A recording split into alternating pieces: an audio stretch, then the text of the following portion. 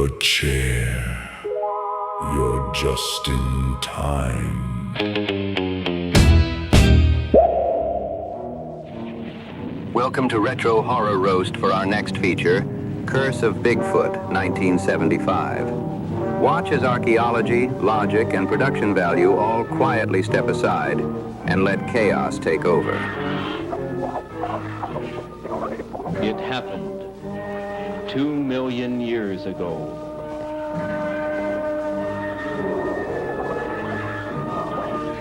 In steaming swamps and prehistoric jungles,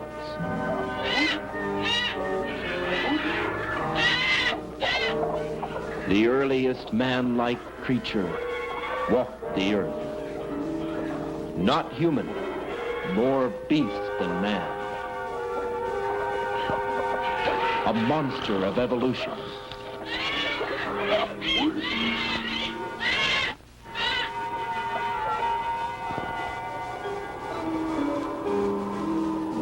It walked across the eons of time, slowly changing, becoming more and more human,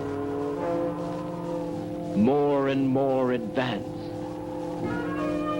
until in the Pleistocene, just thousands of years ago, man himself emerged.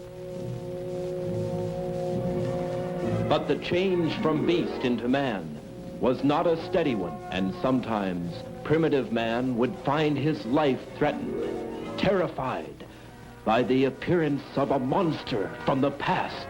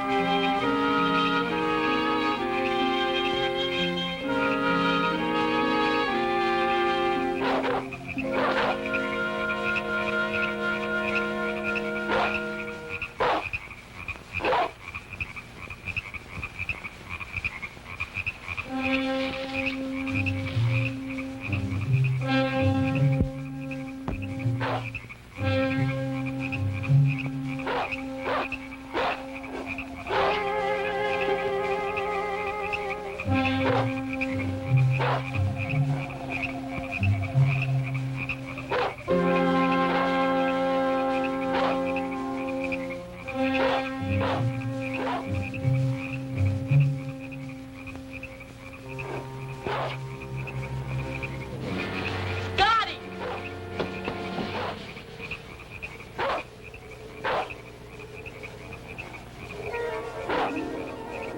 Scotty, stop it!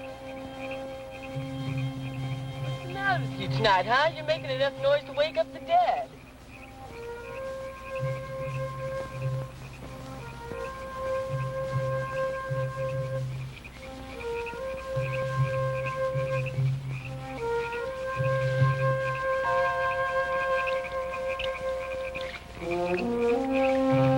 There now, will you please finish that and go back to sleep? Must you bark at every jackrabbit?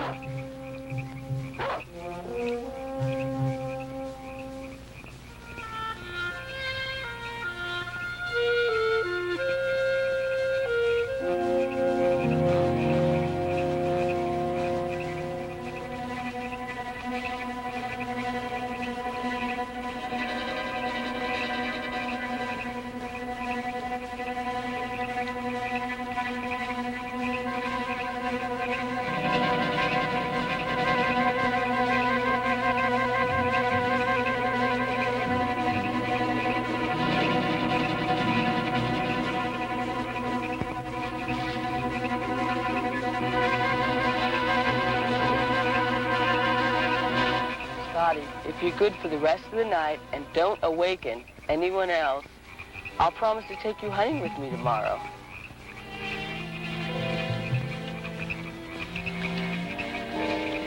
And you can chase all the jackrabbits you want.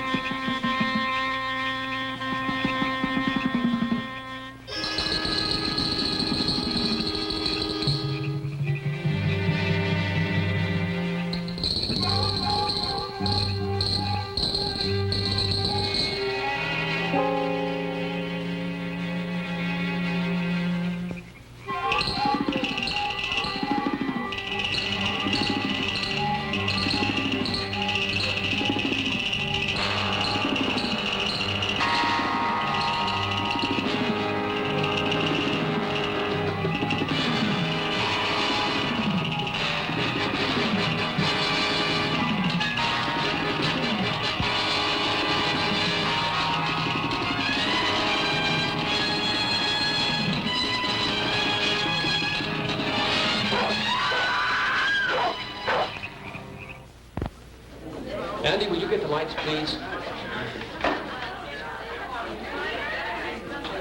But Guy, Mr. Whitmore, you started at the best part. Well, you get the idea.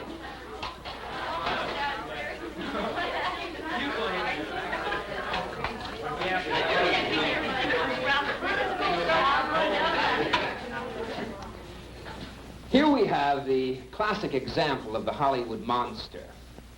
The movie studios turned out films like these by the hundreds back in the 50s and early 60s.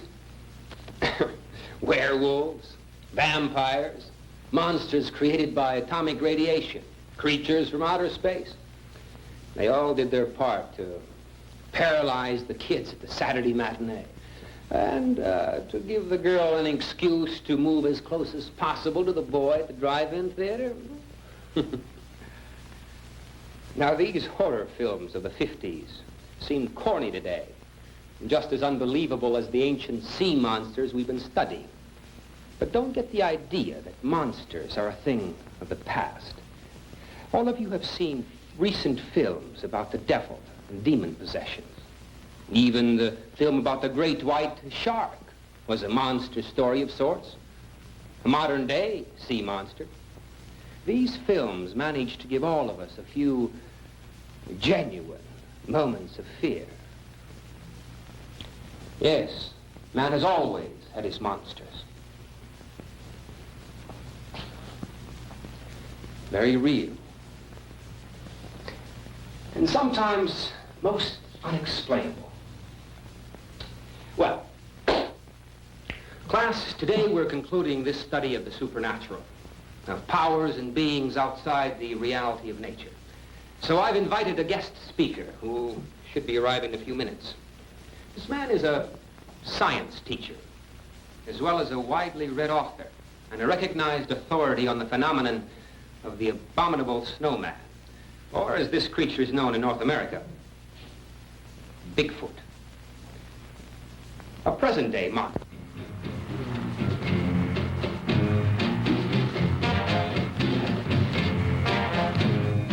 The search for these giant, man-like creatures started with the discovery of mysterious footprints, huge footprints, which obviously were not made by any known form of human life.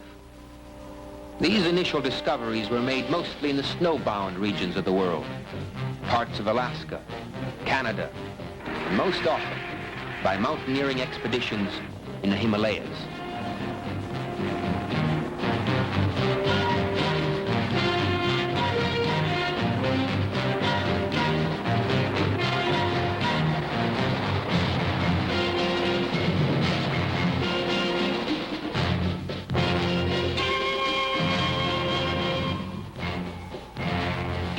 In 1951, the well-known mountaineer, Eric Stapleton, was returning from an Everest reconnaissance expedition.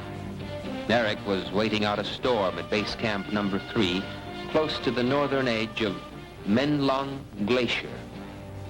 Now, this man was a professional photographer, as well as an educated scientific investigator and mountaineer. The giant footprints in the snow, photographed by Stapleton, were published by newspapers around the world. For the first time, the public came to know of the existence of a giant, man-like monster which actually exists in the Himalayas. A monster known as Yeti, or Bigfoot. Within 2 years, the reports of giant footprints deep within the wilderness areas of the world spread from the Himalayas into North America itself. In May of 1956, a man by the name of James Hunt not only discovered footprints along the muddy banks of the Fraser River near Alberta, but Hunt actually sighted the Bigfoot monster running into the woods. Unfortunately, he had no camera with him.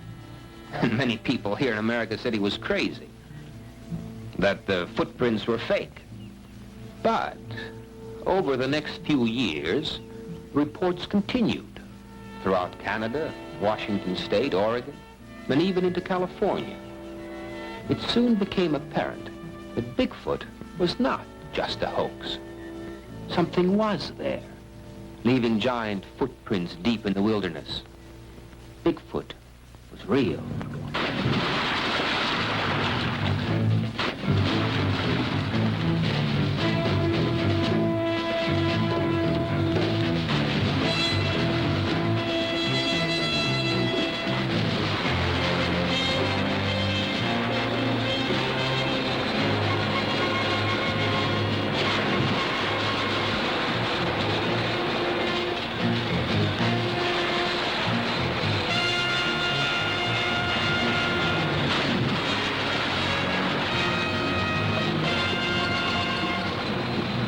Whatever it was, wherever these giant creatures came from, it was obvious that they were becoming as curious about us as we were about them. In many logging camps throughout the Northwest, workers reported sightings of huge, hairy creatures watching them from the woods.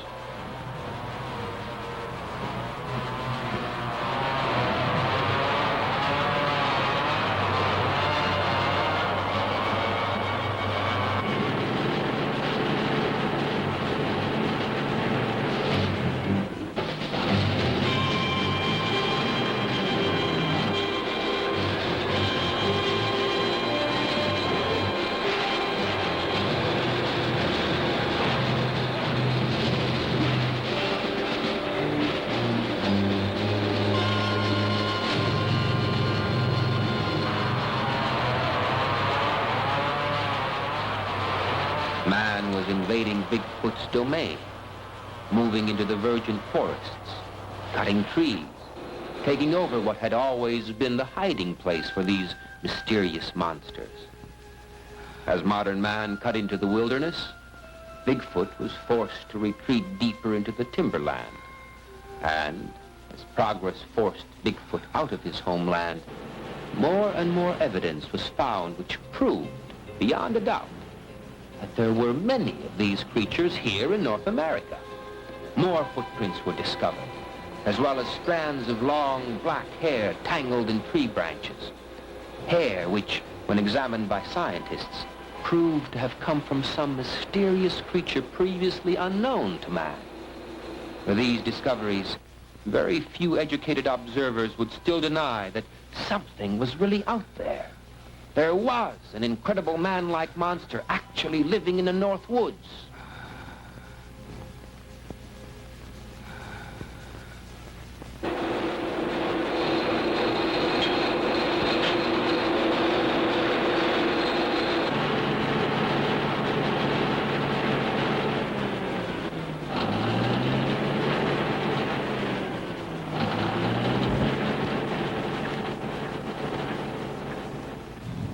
Just a few years ago, in the wilderness of Oregon, two employees of a large lumber mill set out late one afternoon to visit a favorite fishing spot.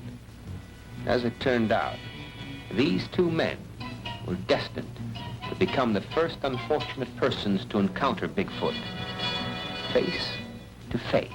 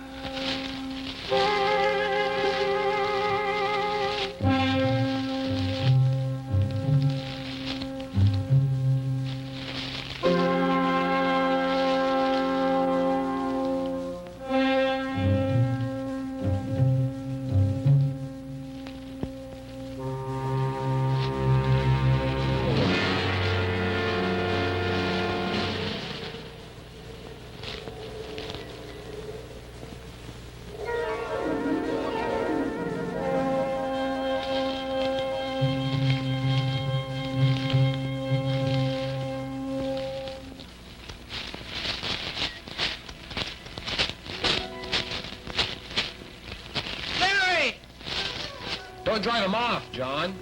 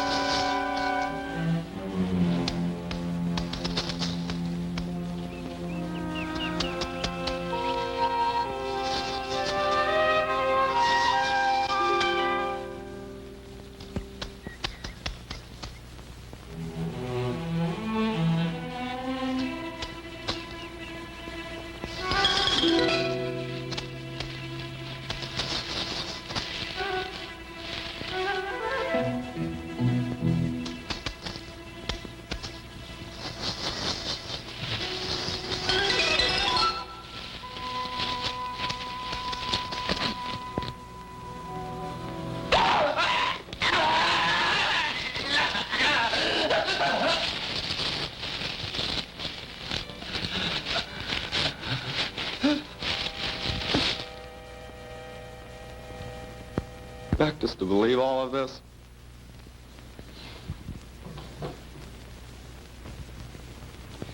Thomas, Shakespeare once said, through Hamlet, there are more things in heaven and earth, Horatio, than are dreamt of in your philosophy.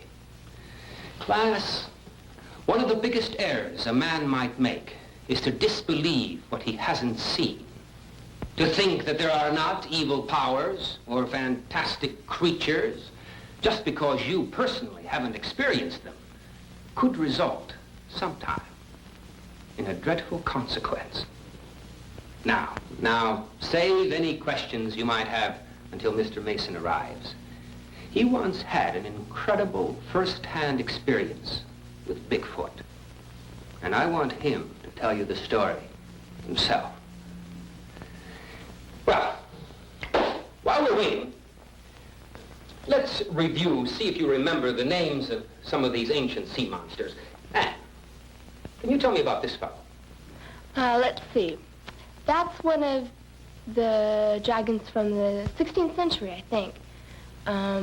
He was a flesh eater and supposedly grew to a length of about 30 feet or more. Good.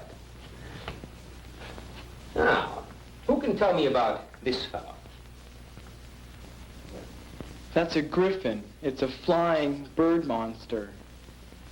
Back legs of a wolf, front legs of a hawk, like claws, and it would swoop down to catch its victim, usually young kids, and it would just tear them apart. And it would just eat everything except their shoes.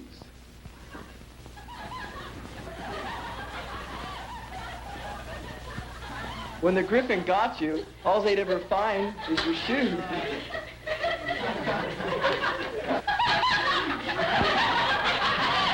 All right, Daddy. That may be true.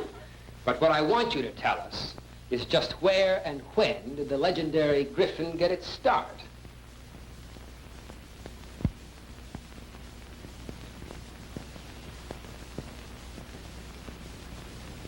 Andy. He was invented in the 1400s by the Germans. Really? I wonder,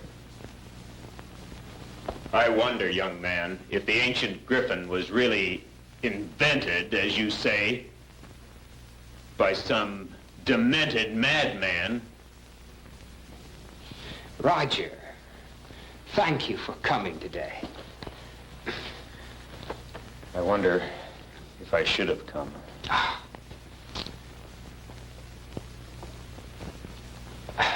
I want to introduce to you a man who has spent much of his life as a teacher and as a highly respected scholar. He's written several books on the subject of Bigfoot, and his actual story, experience, incredible experience, with the giant man-beast of America is an amazing story he so kindly agreed to tell us about today.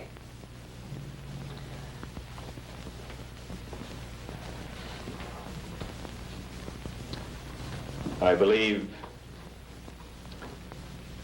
I owe all of you an apology. Especially you, young man.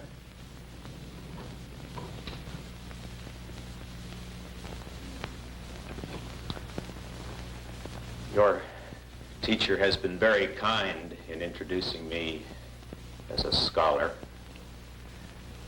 I'm thought by many people to be nothing more than a madman, or a liar, if you will.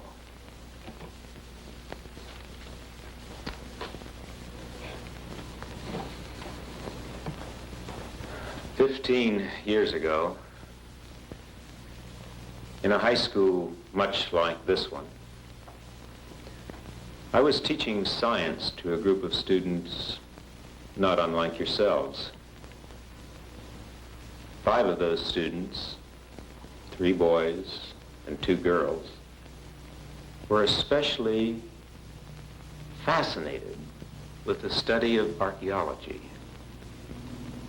So I arranged a field trip.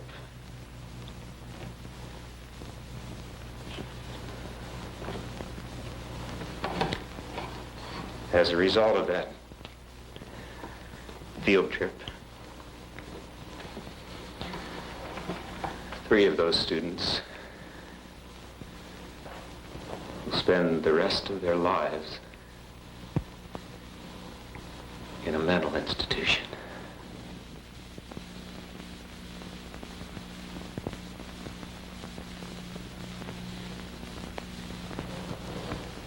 One girl cannot speak to this day. She can only stare straight ahead in shock. She's totally unable to communicate with the world outside her mind. No. Never doubt that monsters exist. They do. Right here in North America today, there are creatures that are known simply as Bigfoot. They were known to the Indian over 100 years ago, and they're still alive today. But let me start at the beginning of my story.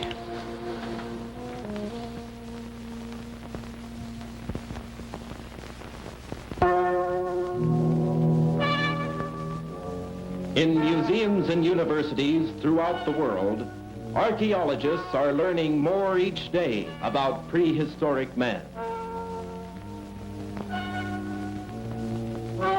Archaeologists are highly skilled, specialized scientists. They know where to look, what to look for, and occasionally they make a discovery of tremendous importance.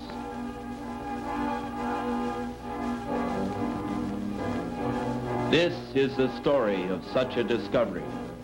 It began a year ago, not in a museum, but on the campus of a high school in the Southwest.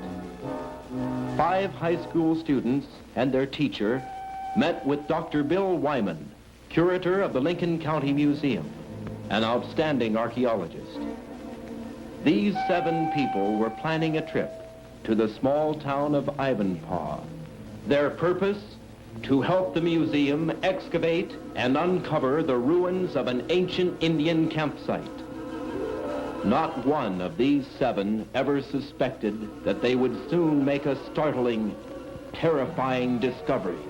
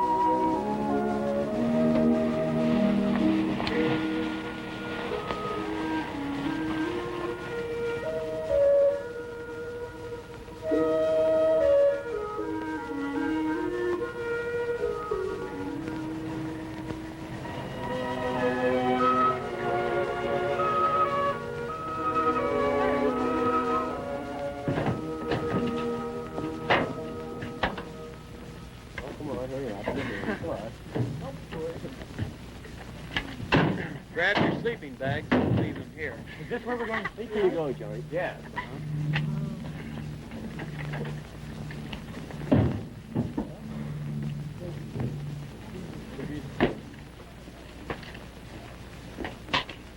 Whose house is this? This belongs to one of the Museum Association members. No one lives here right now, so he lets us use the place whenever we want.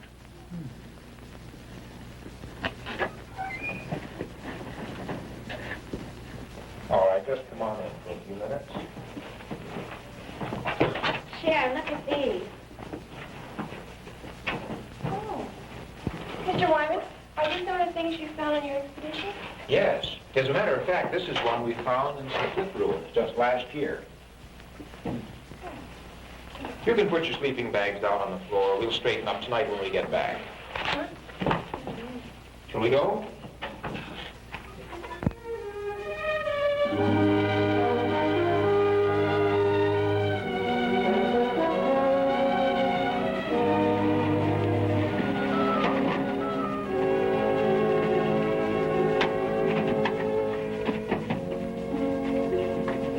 Excavation site out there under some place. Thanks, sure. Hey. Hey. This really looks like Indian country, doesn't it? Boy, I'll say. Look at those rocks. I'll bet you find quite a few Indian petroglyphs up in this area. Yes, this country was literally dotted with Indian campsites at one time. Mr. Mason, what are petroglyphs? Oh, well, petroglyphs are Indian rock writing. Oh. Come on with me and I'll show you some.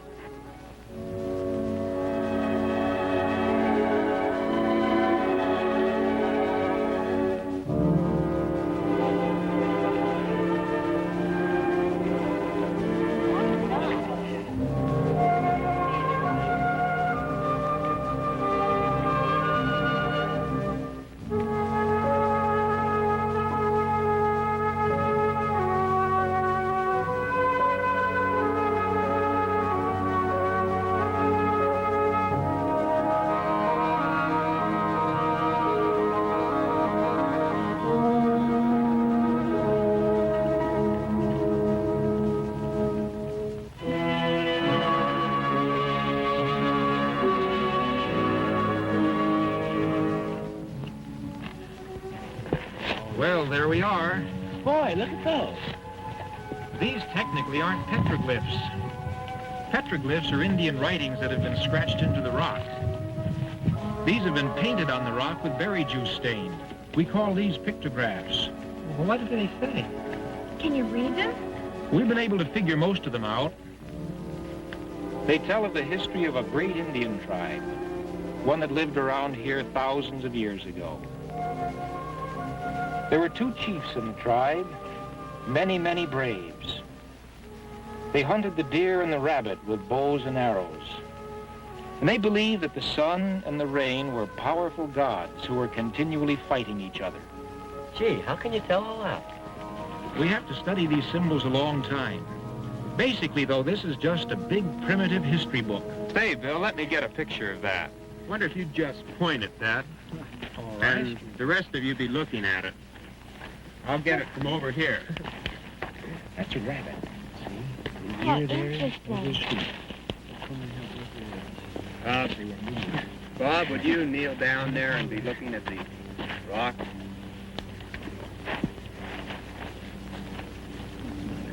Now that's good. Just look at the rock and hold it. Good. Got it. Now I guess we better get to work. Right. But where's the excavation? Right back this way.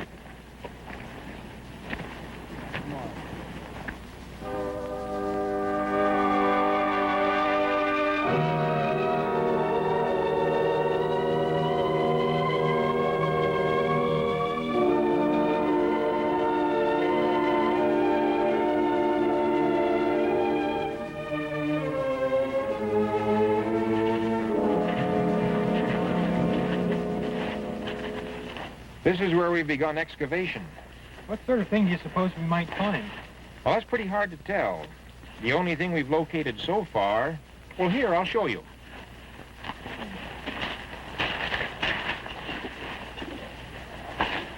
These are pieces of old Indian pottery. And these are prayer sticks. Prayer sticks? Mm-hmm. At least that's what we think they are. Prayer sticks were used by some of the ancient tribes as religious symbols. They actually buried them with their dead. You mean we're going to dig in a graveyard? Well, that's possible, though I doubt if we'll locate any bodies. These prayer sticks may be over 1,000 years old. Say, do you think we'll find any bones? With everything being this old, it's very unlikely, but it's still possible. Of course, it's also possible we may not find a thing. It's sure we won't find anything if we don't get busy. What are we supposed to do? Yeah, what do we do? Let's start digging. Okay.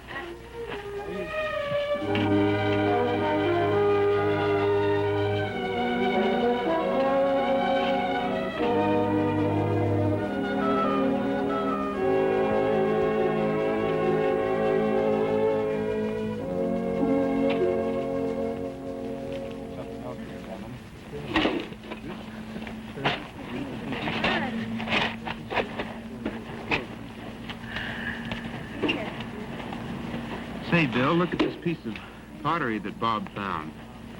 You just found it, Bob? Yeah, over there in the digging.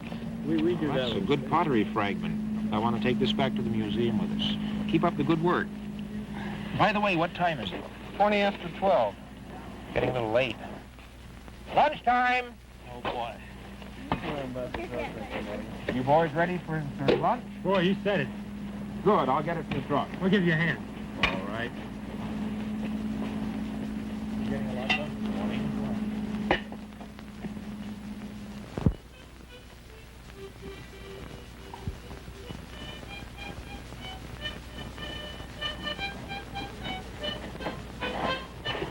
Well, everybody hungry?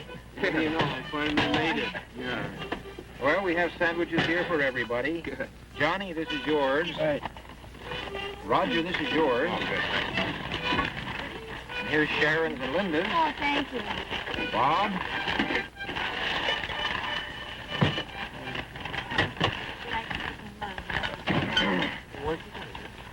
Hey. Well, I suppose you see now why most people don't like this part of museum work. You mean the food or the digging? The digging. By the way, did we find anything of value today, Mr. Wyman? Oh, yes. For instance, this rock. This was used to grind up seed to make flour for bread. Notice the worn edges on it? And this pottery, we'll take it back to the museum and study it more carefully. I think we can tell exactly how old it is.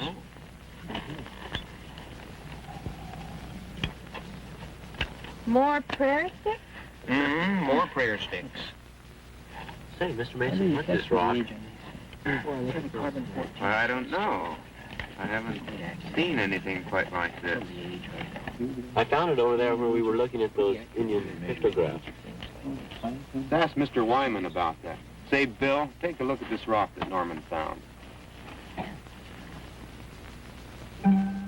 Where did you find this? Over there where you showed us those Indian writings. What's wrong with it? Nothing's wrong.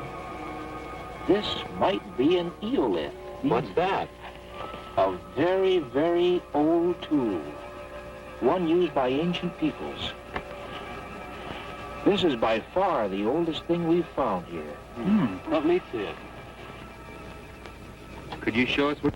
Sure, it was right over there.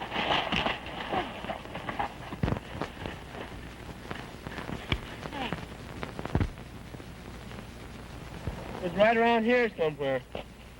Just lying on top of the ground. I picked it up for a souvenir. I collect rocks. You collected a good one this time. Well, I don't see anything else. All of these are just plain old rocks. Well, it seems funny that it'll be lying just on top of the ground, doesn't it?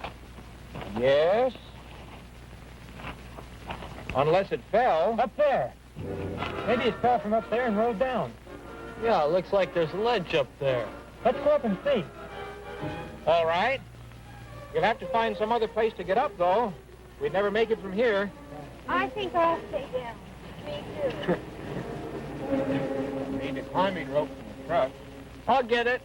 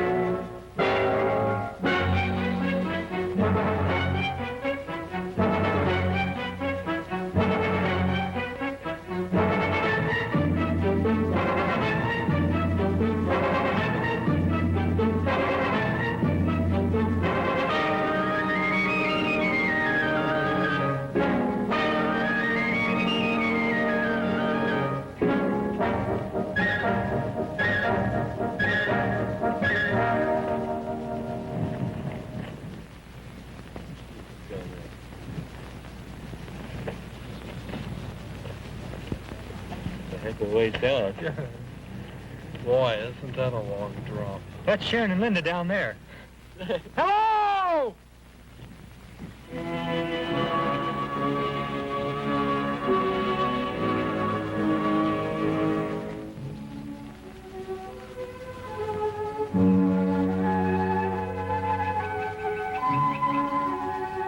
Let's see. Are we above the spot where the rock fell? Over there.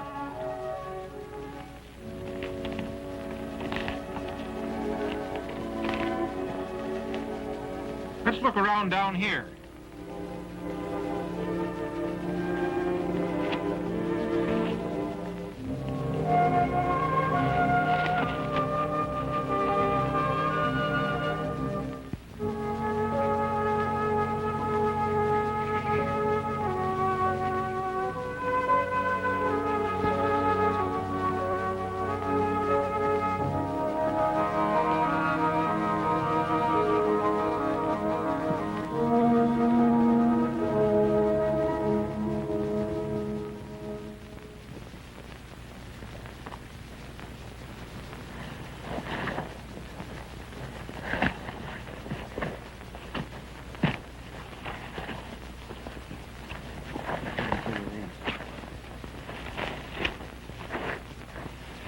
Doesn't look as if we're going to find any of those rocks around here.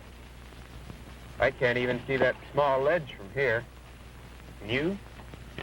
No, Let's see, we were standing down there by that thick brush. Hey, what's this?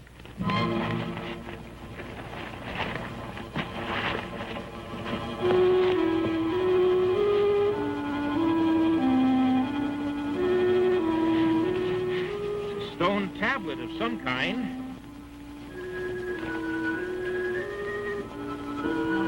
Really something. Yeah, black. Do you recognize those markings, Bill? No, those are strange to me. They look rather primitive, don't they? They look older than any other markings I've ever seen. Were they made by Indians, do you think? No, not these. These are the types of markings made by cavemen. Cavemen? Perhaps as ancient as Pithecanthropus erectus, the earliest known species of ape man. Seems to be sealed along the edges here in mud. Yeah, I brought my rock pit. Try digging it away over in there. Be careful not to hit the rock. How are we going to get it back to the truck? We're going to carry it back. You think we can get it out? Here's the bottom edge. All right. Careful. Let's try lifting it now. Boy, whoever put that in there wanted it to stay. Well, this isn't ordinary mud. Boy, it's a clay. Some sort of rosin added. Sure is hard. Maybe if we use the rock hammer to pry up on it. All right, try it. I'm sure you won't break it? No, it won't break it. Okay, Bob, pull. I think it moved a little. Not much. Let's try it again. Maybe if we lift up on it while the boys pull. All right. I'll count to 3 and everyone pull. Ready now? 1, 2, 3, pull!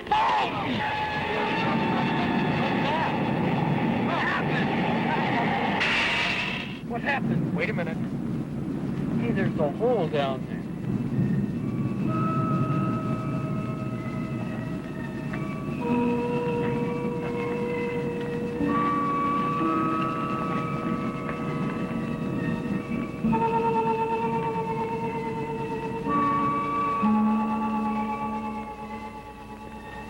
Wish we had a flashlight.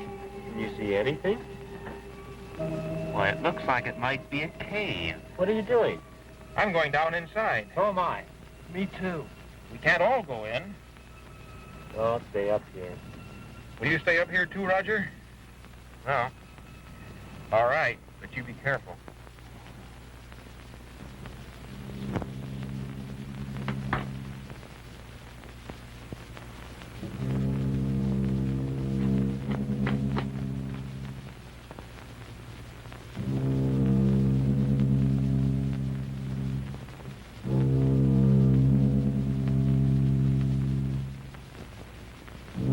All right. Come on down. I'll go first. Okay. Now get a good grip on that rope. Pretty solid.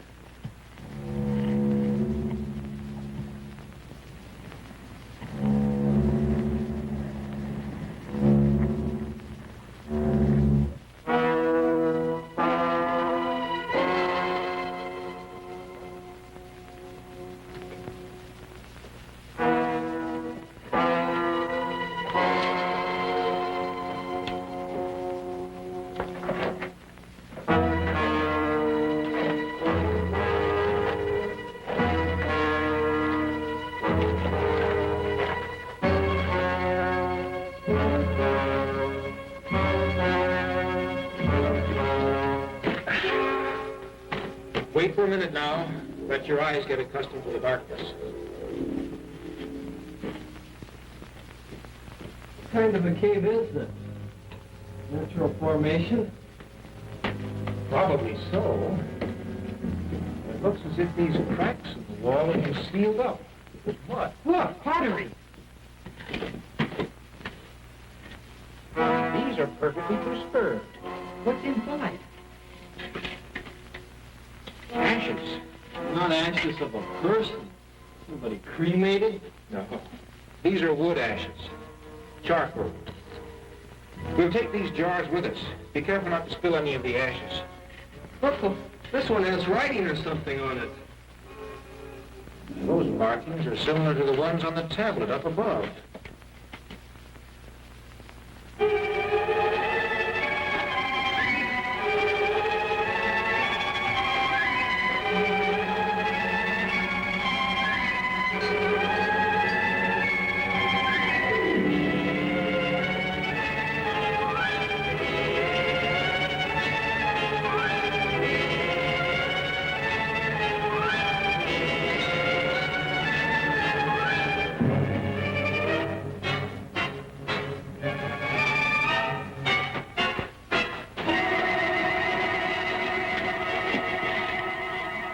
is it? What did you find? There's a body over there. What?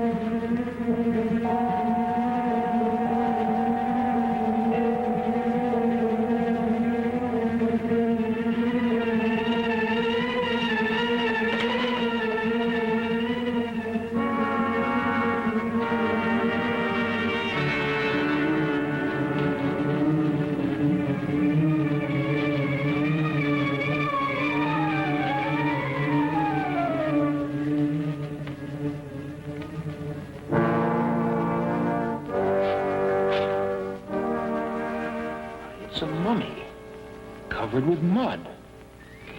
What a find. Yeah. How can we get it out? We're going to need some more ropes from the truck and some boards to tie it and hold it flat. Let's go.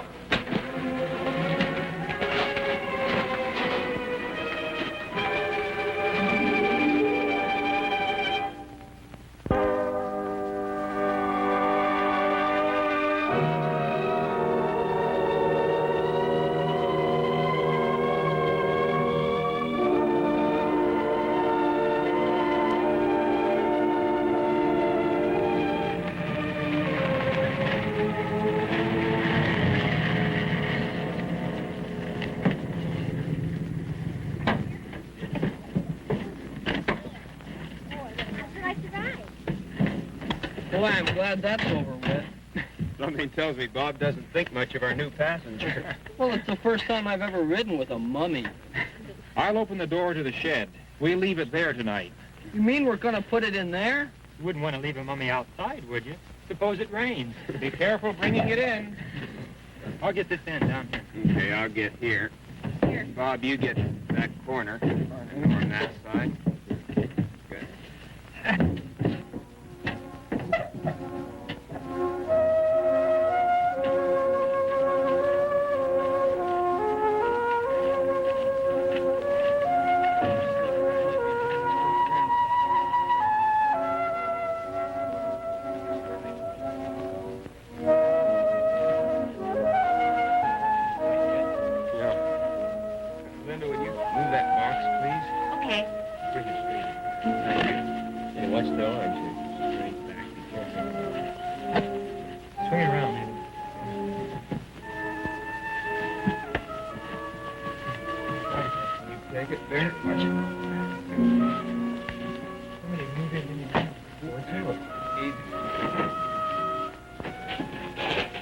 What do you order?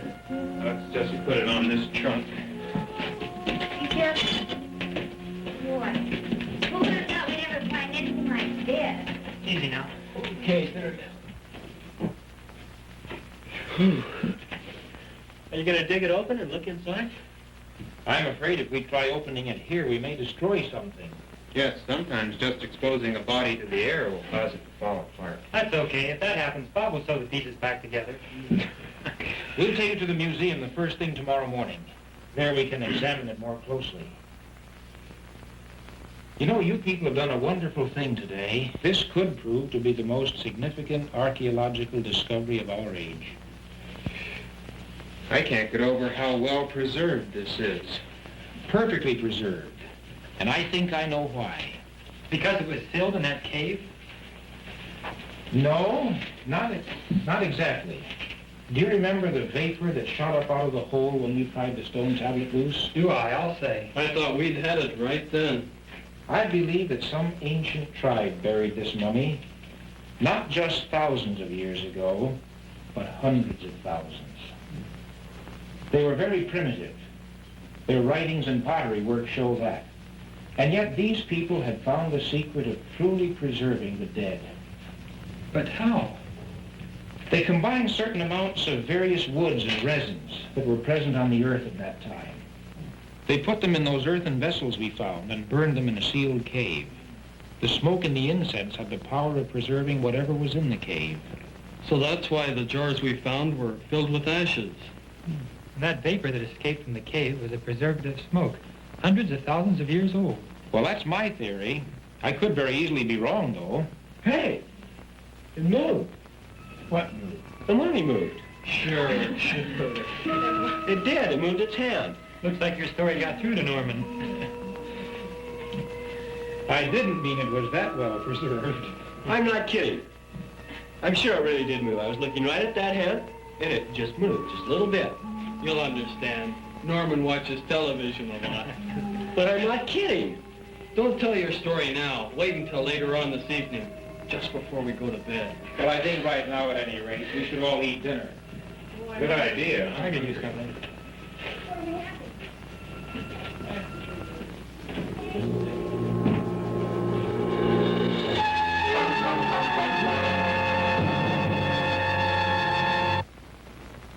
But seriously, it was a great trip. Boy, it sounds like it. This day certainly did go by fast. I only wish I would have gone with you guys when you climbed up those rocks. That was quite an experience. And where were we? Waiting down below. Well, when I looked up and saw that ledge and that sheer cliff, well, I always feel a lot better on solid ground. So next week, all the newspapers will bring big stories about how we found a mummy. Maybe even magazines. Well, what's wrong with that? Yeah. They'll be asking me what I did, what happened. What did I do when I first saw that mummy lying there in that cave like it has been for thousands of years? And what am I going to tell them? That I didn't do anything because I wasn't even in the cave. I was too afraid to climb up on the rock. Well, you weren't alone. I can see the pictures on the front of the school paper of you guys prying up that stone thing and all my friends asking me, where were you? Tell him you took the picture. Thanks. Well, I sure go for a bottle of pop. The country store is open until 9 o'clock if you want to walk up there. How far is it? If you cut through the orange grove, it isn't far, about a 10-minute walk. There's a well-worn path, so you can't get lost. Want to walk up? Sure, sounds like fun. Anybody else want to go along? See, you plan on bringing in the rest of those jars for a closer look, don't you? Yes. And then I think I'll stay here. I think I'll go outside, too, for the fresh air. Yes, don't feel you have to stay inside. The country up here is pleasant at night. I'm too tired to go anywhere. It's sure that if I go out there, something important will happen here. And if I stay here, they'll probably find flying saucers. By the way, you can bring me back a bottle of orange pop if you want. Where's the dime? Come on, dig it out.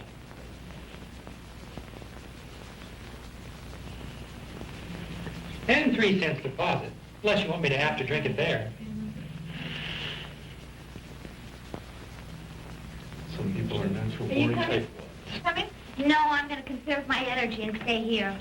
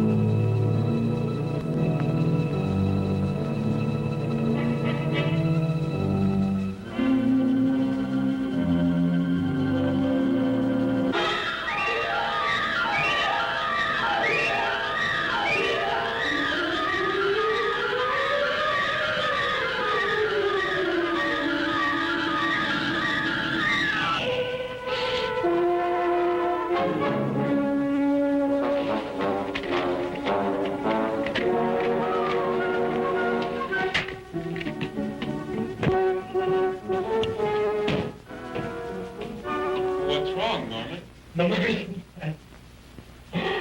what? Look, Norman, this is just about it.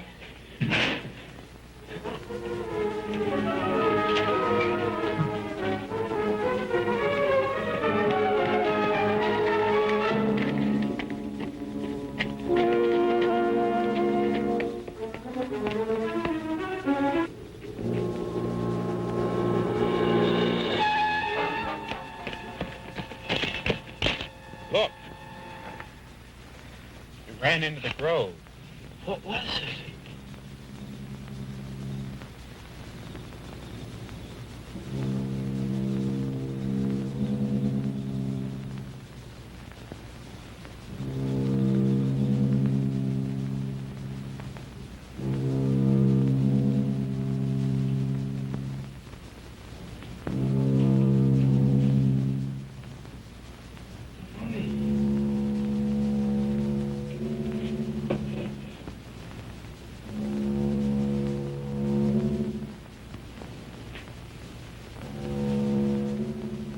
Could it be?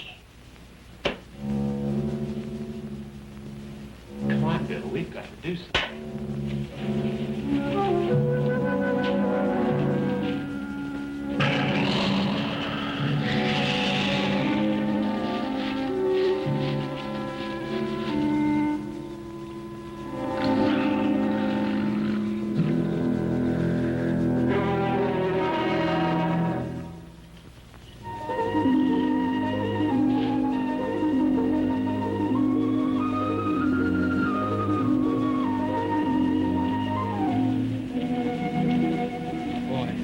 Sure is a nice sky.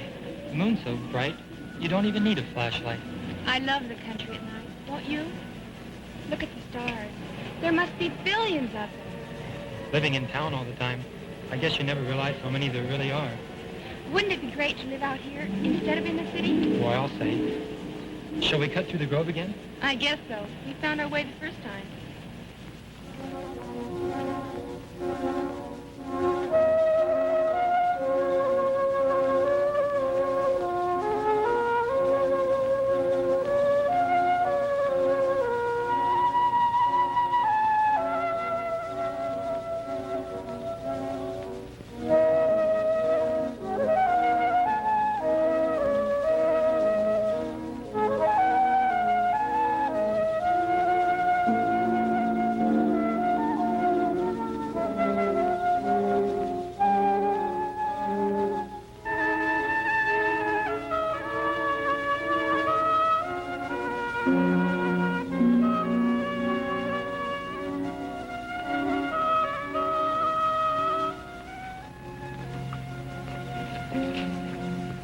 Boy, there's not much light in here.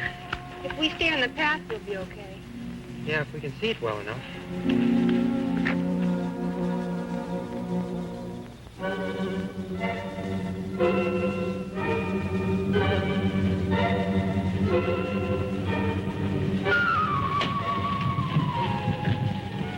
You get down to the next house and warn them. I'll get Johnny and Sharon and meet you here. Right.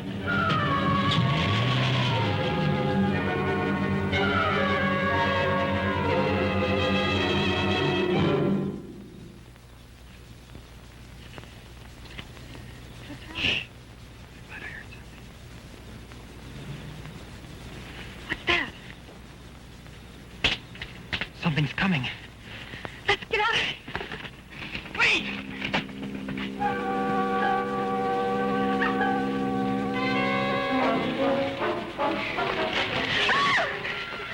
When you weren't at the store, I figured you'd be on the way home. Is something wrong? Yeah, let's get out of the grove. Come on.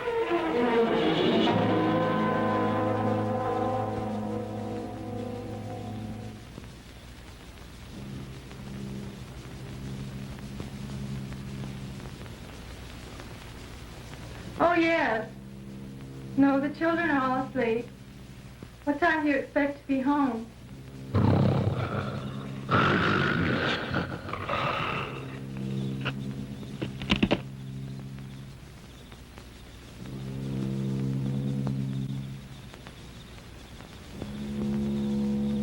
Early in the morning. We're all fine. Okay, bye.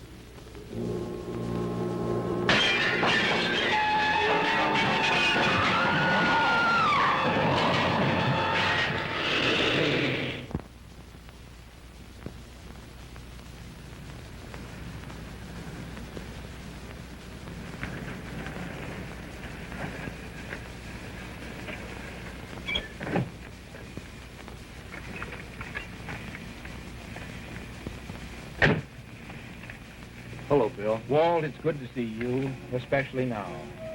I just came from the Mitchell Ranch. Walt, this is Roger Mason, a teacher at the high school. How do you do?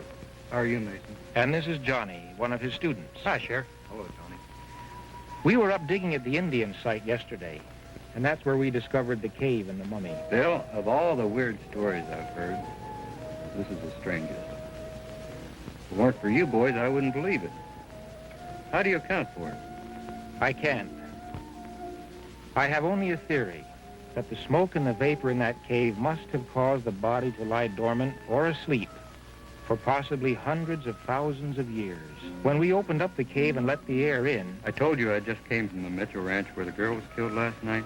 I covered the body as soon as I got there, but some of the neighbors had seen it first. Stories going around that there's a bear come down from the mountains. One of the windows was badly smashed. The door of the shed where we put the mummy was smashed, too. Let's have a look at it.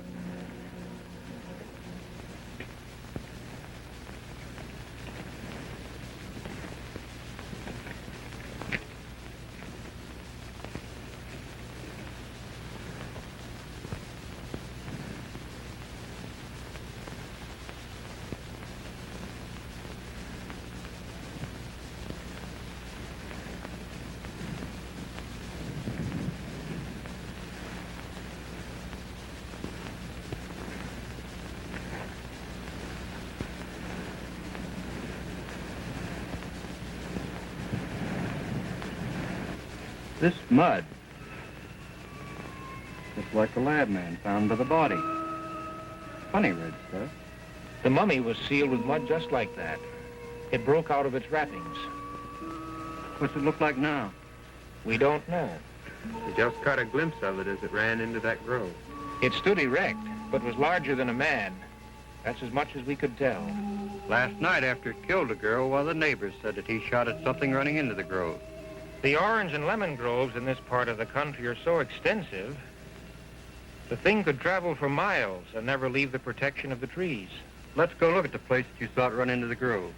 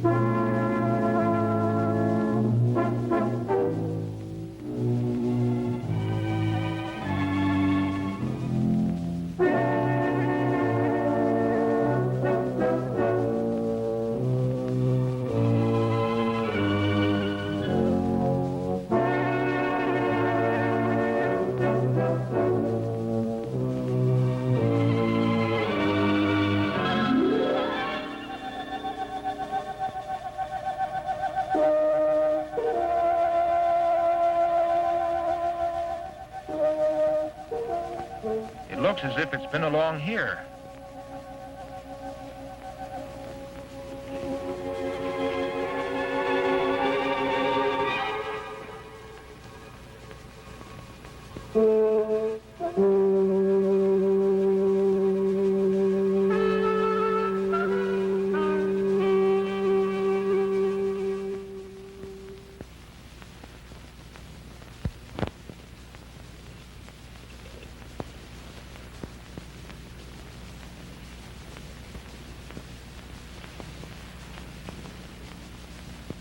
Over here.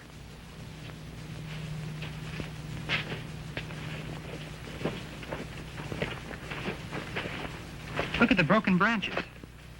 Why, there's blood on the ground. Isn't there? Yes. I think we found the spot where the creature stayed last night. But what's the blood from? Well, my guess is the fellow who shot at it last night must have hit it. What makes you say that?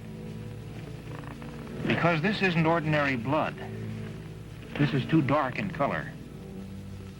He told me he had hit it. But he must have missed it. Why? Because I saw the gun that he used. A large caliber. 3 shots from that would have stopped anything. Anything? Well, it's sure that if a hunting rifle didn't stop it, that revolver of yours wouldn't do much good either. And it's too dangerous trying to track it down through these groves. Do you have an idea? Well, maybe we can lure it into the open field. It's worth a try.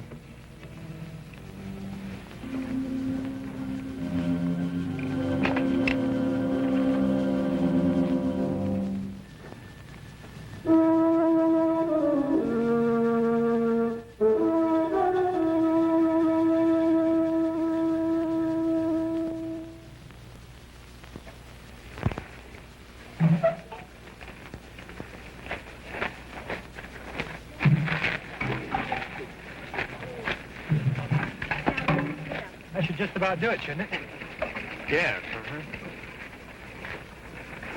Now let's set those cans of gasoline around where we can get at them fast. All right. I'll show them where. Good.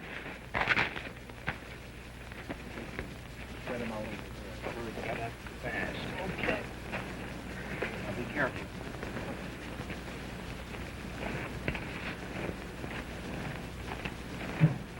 Yeah, that'll be good.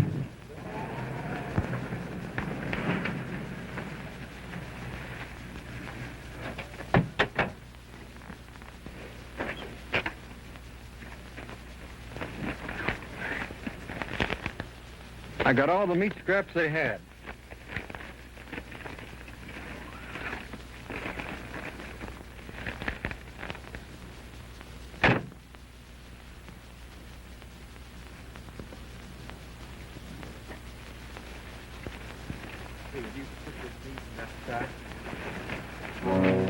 How are we going to know when it's coming so we can pour out the gas? Well, we'll situate someone up the road to see through the trees and give the signal when it comes. We can use the radio telephone in my car, and I have a portable unit in the back. Good.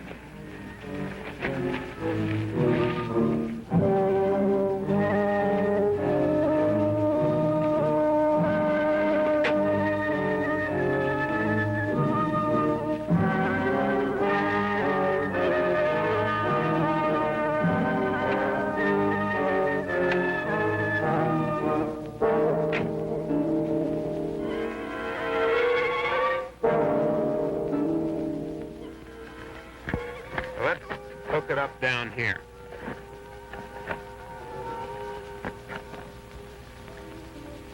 You push this button down to talk and let it up to receive. That way you'll be able to communicate with the telephone in my car. Good. See, Walt, you take your car and station yourself on the road down here. Just a minute. Who's going into the grove with the bait? I thought I would. Why you? I was going to do that part. Well, it's my idea. That's a mighty dangerous idea, too, Roger. You don't know where that thing may be hiding. All right. Let's draw straws between the two of us to see who goes in. Okay. The one who gets the shortest straw has the job. Why 3 straws? I'm in on this, too.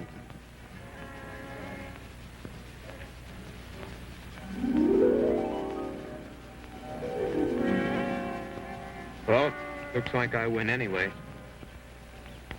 I'll be down by the road. And I'll be on this radio.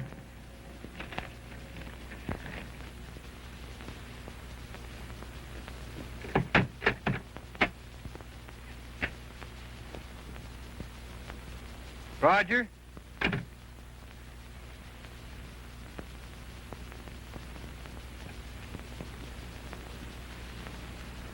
You're more apt to need this than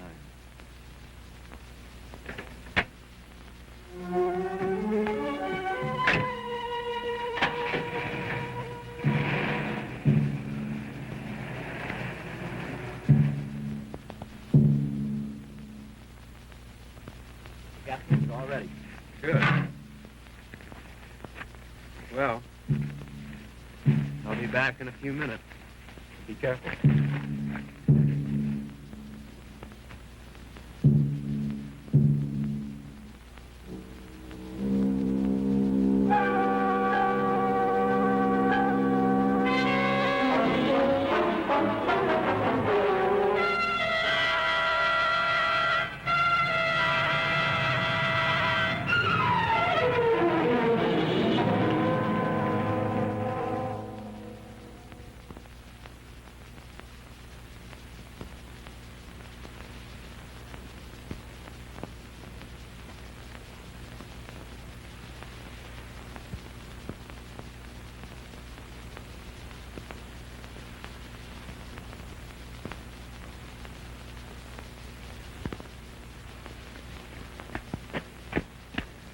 Sheriff's ready.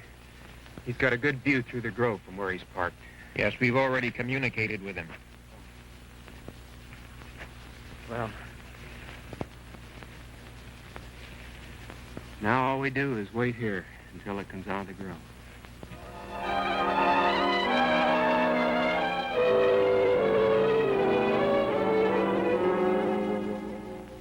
It's been a half hour.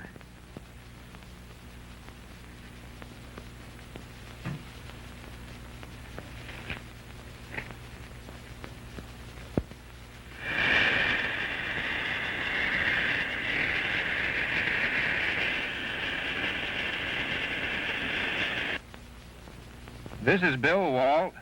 See anything yet? Nothing yet. Beginning to look as if this idea isn't going to work. Let's wait another 20 or 30 minutes anyway.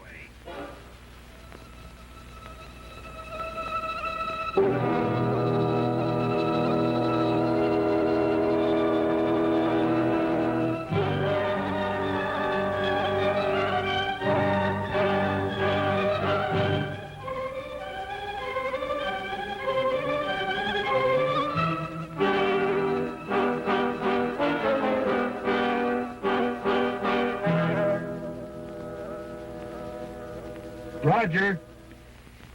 Yes, Walt. Let's see something here, I think. Back in one of the trees that just moved. I'm going to take a closer look. Hold on. You better be careful. You'll hear from me within a minute.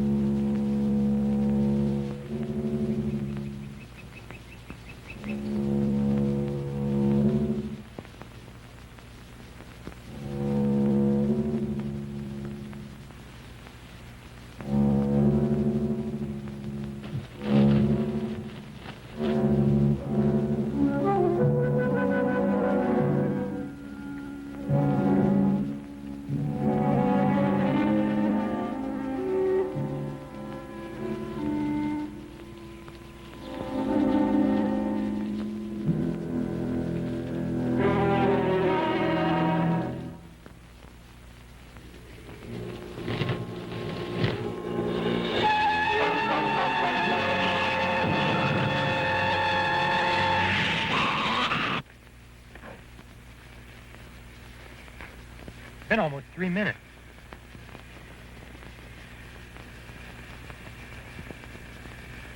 Walt. Come in, Walt. Something's wrong. Come on. Bring along those flares, Johnny. Better grab that gasoline, too.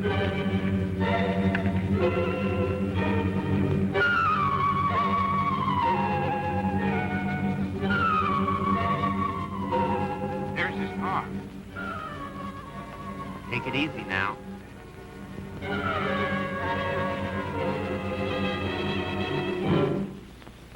Walt! Wait here.